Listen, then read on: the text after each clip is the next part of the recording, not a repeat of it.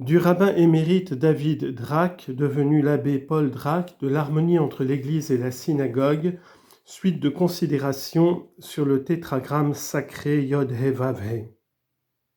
Page 325. Le disciple bien-aimé, surnommé le théologien, à cause de la sublimité de ses connaissances et de ses révélations, exprime le nom divin Jéhovah par une périphrase qui reproduit toute l'explication grammaticale que nous venons d'en présenter. Il donne, s'il est permis de s'exprimer ainsi, la monnaie du tétragrammaton. La grâce et la paix, dit-il, aux 7 églises d'Asie soient avec vous, de la part de celui qui est, qui était et qui vient. En grec, charis humin kai eirene apotu choon kai choen kai choerchomenos. Dans l'original grec, dont il est impossible de rendre l'exacte valeur en français, et encore moins en latin, l'étant, l'était, ayant été, le futur, sont considérés comme ne formant ensemble qu'un seul nom, substantif indéclinable. Autrement, le génitif apo, tout, suivi de tous ces nominatifs, hoon, etc., serait un solécisme insupportable. Il est évident que le grec équivaut à apo, tout, Jéhovah, Yod-He-Vav-He.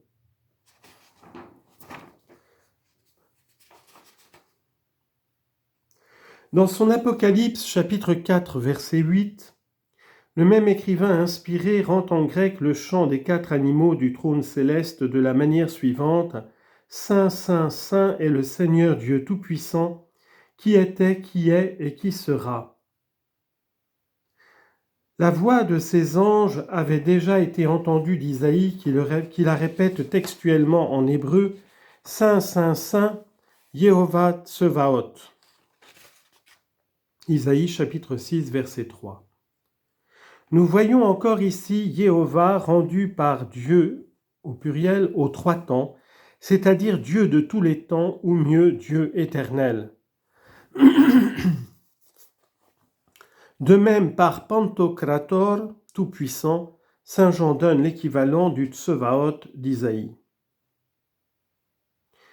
Que le tétragrammaton Yehovah renferme les 3 temps, c'est ce qu'enseignent unanimement tous les rabbins.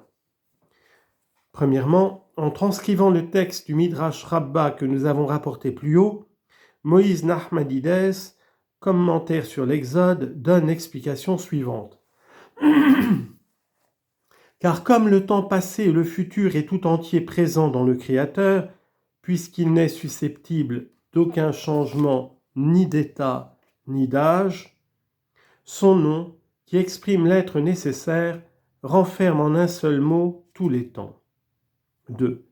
Rabbi Behai, exposition du Pentateuque, folio 64 verso, dit « Et il faut que tu saches qu'ici, en Exode 3.14, le nom Ehyeh qui revient 3 fois dans le même verset correspond aux 3 temps du verbe être pour indiquer que lui, béni soit-il, est maître des 3 temps, fut, est et sera.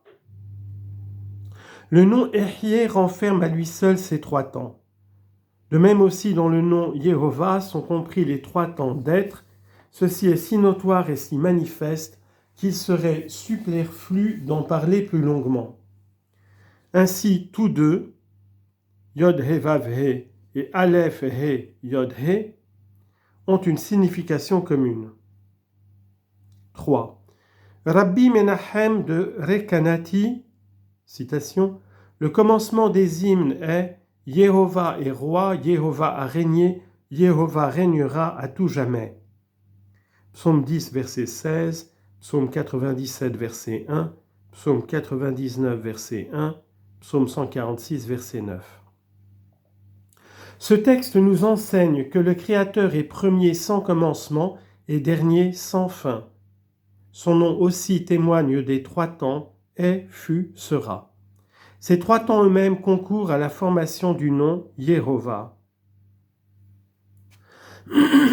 4. Le commentaire Shem Tov qui accompagne le texte du Moré Nebuchim de Maïmonide déjà cité, porte « Sache que le nom de Jéhovah indique qui a été et est et sera ». Les lettres du tétragrammaton n'expriment pas seulement l'essence, mais aussi, d'après leur ponctuation, l'être nécessaire. Le sens est « Son existence est en lui-même et il est la cause efficiente de toutes les existences hors de lui. Il les fait être et comprend cela. » Fin de citation. Cette note est le développement des paroles suivantes du texte du même Maïmonide. Citation. « Il est possible que ce nom ait des significations d'après la langue hébraïque dont nous ne possédons plus qu'une faible partie. Et d'après la manière de le prononcer, il implique l'être nécessairement existant. » Fin de citation. 5. On lit dans le mémoire sur les Juifs de la Chine, inséré dans le recueil des lettres édifiantes, citation, « Le père Gobil leur expliqua le sens que nous attachons communément au nom Jéhovah. Tous lui applaudirent et l'assurèrent qu'ils avaient toujours reconnu dans ce mot l'éternité de Dieu, qui signifiait être, avoir été et devoir être. » Fin de citation. 5. Saint Jean Damascène dit un mot remarquable qui doit trouver sa place ici. Aucun nom ne convient mieux à Dieu que celui d'être, ou plutôt étant tout ontos. Car, embrassant en lui l'être dans toute son extension, il est comme un océan immense, sans fond et sans bord. Théodorée, à l'endroit que nous venons de citer, explique aussi le tétragrammaton. 4 lettres, Yod, He, Vav, He, composent ce nom, qui exprime proprement l'existence de Dieu sans commencement, sans fin, vraiment éternel. Fin de citation. Saint Clément d'Alexandrie, Stromate, livre 5, citation.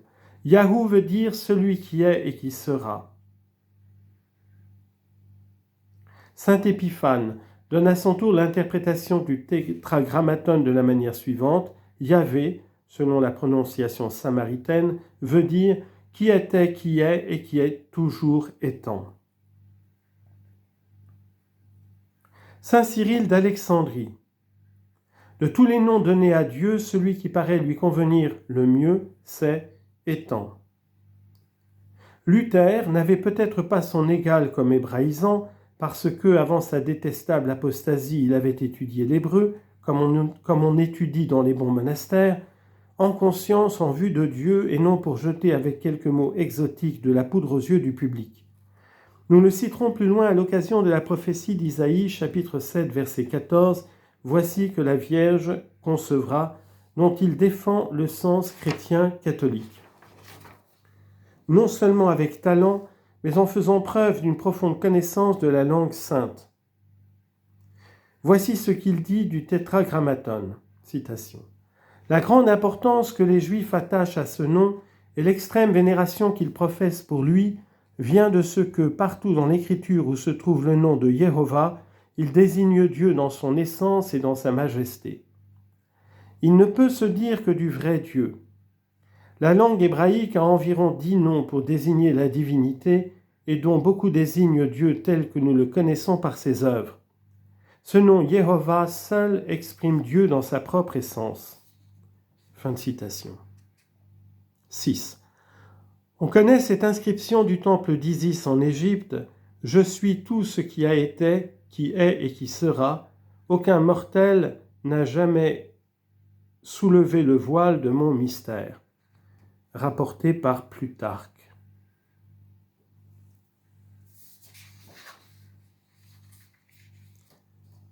Platon dit donc fort bien, citation, « Il est n'appartient véritablement qu'à l'essence éternelle. Il était, il sera, convient à ce qui est dans le temps. » Il n'y a pas de plus beau commentaire de ce passage de Platon que les paroles suivantes de saint Augustin. Extraite de son traité 33 sur l'évangile de Jean, chapitre 8, numéro 10. In omnibus actionibus et motibus nostris et in omni prorsus agitatione creaturae duo tempora invenio praeteritum et futurum. Praesens quaero nihil stat, quod dixi iam non est, quod dicturus sum non dum est. Quod feci iam non est, quod facturus sum non dum est, quod vixi iam non est, quod victurus sum non dum est. Praeteritum et futurum invenio in omni motu rerum, in veritate quae manet praeteritum et futurum non invenio. Sed solum praesens et hoc incorruptibiliter quod in creatura non est. Discutererum mutationes invenies fuit et erit, cogita Deum, invenies est, ubi fuit et erit esse non possit. Eternitas, dit ailleurs l'éloquent saint.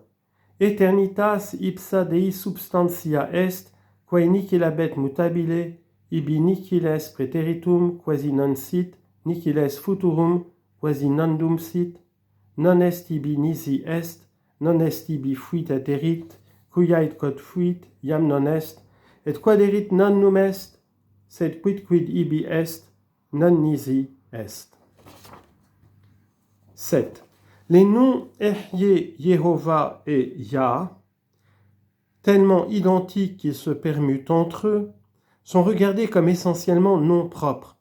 De là vient qu'ils ne peuvent jamais être précédés de l'article défini, ni être à l'état construit, comme on dit en termes de grammaire hébraïque. Le texte original de l'Ancien Testament donne le nom adorable de Yehovah indistinctement à chacune des trois personnes de l'essence unissime de Dieu. Nous en citerons quelques exemples. 1. Au Père, Yehovah m'a dit, tu es mon fils. Psaume 2, verset 7. Yehovah a dit à mon Seigneur, assieds-toi à ma droite. Psaume 110, verset 1. 2. Au Fils, je susciterai à David un germe juste, et voici le nom dont on l'appellera Yehovah, notre justification. Jérémie, chapitre 23, versets 5 et 6.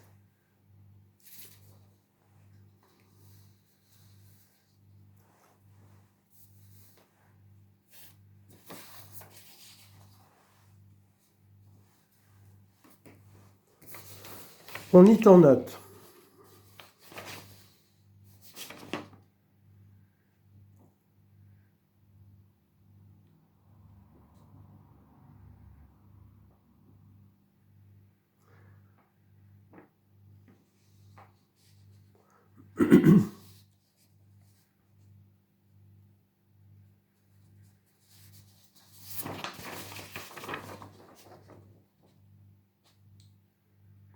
Note 17 précédente de la page 325, nous traduisons par sera le grec elchomenos venturus, car ce dernier n'est qu'un hébraïsme pour essomenos futurus.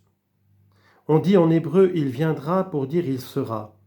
Le futur même s'exprime souvent par hava, quod venturum est, pour hethid dispositum futurum. C'est ainsi que nous disons l'avenir à l'avenir. Les Septante et Saint Jérôme, selon leur coutume, ont traduit à la lettre elchomenos venturus. La paraphrase de Saint Jean n'est autre chose qu'une tradition ancienne des Juifs. Nous lisons dans le Midrash Rabbah de l'Exode, paracha 3e, citation, « À cette heure-là, lors de l'apparition divine dans le buisson, Moïse pria le très saint béni soit-il de leur faire connaître son grand nom. Rabbi Isaac enseigne, le très saint béni soit-il répondit à Moïse, « Dis-leur aux enfants d'Israël, c'est moi qui ai été, c'est moi qui suis maintenant, et c'est moi qui viendrai, c'est-à-dire qui serai. » Note 18. Les manuscrits grecs varient, les uns portent apochoon, les autres apotouon. Mais que l'on admette le tout ou qu'on le rejette, on sera toujours obligé, pour trouver un sens au grec, de considérer les trois temps comme représentant un seul nom. C'est ce qu'ont bien remarqué les commentateurs les plus versés de la langue grecque. Grande est la difficulté lorsqu'il s'agit de traduire cette phrase grecque en français. Les traducteurs en général y échouent, Celui qui, à notre avis, s'en est le mieux tiré, c'est Bèze dans son Nouveau Testament grec, français, latin, Genève 1628, citation, « Grâce et paix vous soient de par qui est et qui était et qui est à venir. » Note 19, de la page 326. Nous sommes persuadés que c'est par un malentendu que plusieurs anciens ont pris le substantif pluriel Savaoth pour un des noms de la divinité, tandis que partout dans l'Écriture où nous le rencontrons, il n'est employé que comme un génitif qui se rapporte à l'un des noms divins qui précède toujours. Car jamais il n'est seul dans le texte sacré. Aquila le traduit ordinairement par Stratyon, dieu des armées. Les Septante et Théodotion le rendent le plus souvent par Dunaméon, dieu des puissances célestes.